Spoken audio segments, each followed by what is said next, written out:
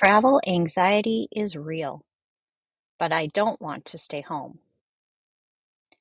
A moped pulled up alongside us, revving its engine annoyingly. Naive 16-year-olds that we were, we kept looking over, wondering what the two of them were doing. And then it happened. A third man ran up from behind, yanked the purse off my shoulder, jumped on the scooter, and sped off. They didn't get far. We screamed, alerting the locals with our antics. As we ran down the alley where they had turned, we found the three of them fumbling at the bottom of the hill after the moped had slid out from underneath them. A moment of relief. I'm going to get my purse back.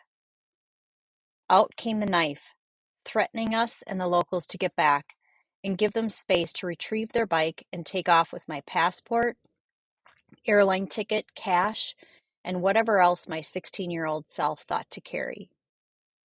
Without a passport, you don't have a country. My teacher said it over and over again in the weeks leading up to the trip, and then daily once we arrived in Spain.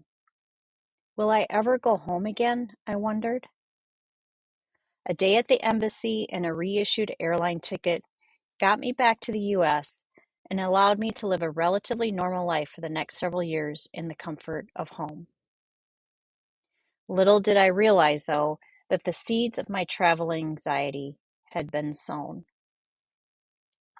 As I began to travel again, the roots of my anxiety deepened over the forthcoming years with additional traumas that surrounded many of the trips with my husband. Our infant son suffered a severe, life-threatening allergic reaction while we were on a company-sponsored trip.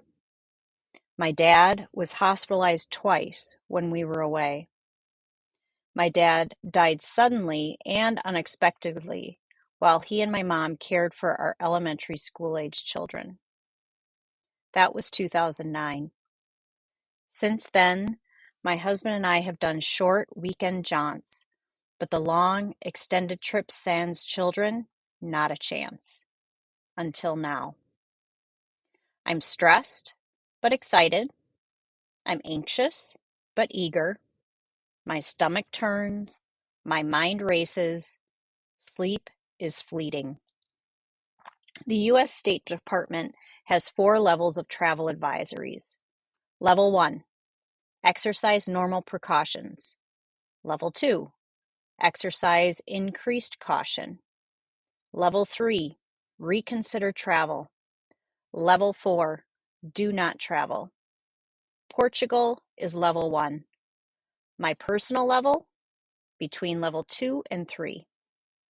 What if something happens to our kids while we're gone? My mom, my in-laws, us. When I've traveled, the worst has happened multiple times, and it could happen again. But I want to go. I want to experience a new country and culture. I want to celebrate 30 years of marriage with a man I've loved since I was 20 years old. I want to live my life without fear. Google travel anxiety, and some articles will tell you the reason behind people's anxiety include a fear of the unknown, a fear of flying, social anxiety, lack of control, health concerns, and previous negative experiences. The last one, previous negative experiences. That's it for me. And then they tell you how to manage said anxiety. Make a checklist, talk therapy, eat a healthy diet, identify and journal about your triggers, plan well, practice relaxation and deep breathing, bring distractions. Yep, got it.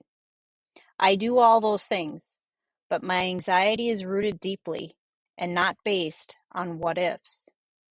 It's rooted in real traumatic experiences that happen nearly every time I've traveled alone with my husband for an extended period of time. The one exception, our honeymoon. So, as we travel abroad to celebrate our anniversary, maybe it's time I flip the narrative in my brain and trust that this trip will be different. The plans are in place, the checklist is prepared, I've gone shopping, I've started packing, The destination looks gorgeous and is bucket list approved. I'm working hard at loosening the soil so new seeds can be planted, ones that are ready for new sprouts of experience that will grow deep roots that will allow me to grow from level 2 to 3 to level 1. What am I doing to get there? Acknowledging the crazy thoughts, writing down how I feel, including this article, for example, practicing yoga, being prepared, breathing when my mind starts to unravel, and appreciating each moment as it comes, and letting go of all the what ifs that have come before. Do you struggle with travel anxiety? Other anxieties? What tools help you move through stressful moments? I'd love to hear from you. Take good care and enjoy the day.